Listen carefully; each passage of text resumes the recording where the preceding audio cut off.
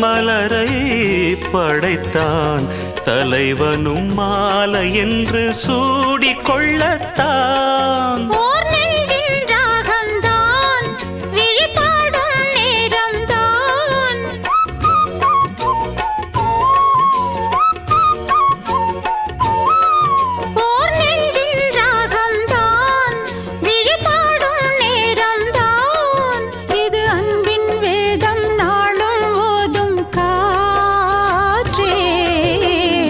வைகை நதி ஓரம் பொன்மாலை நேரம் காத்தாடுது.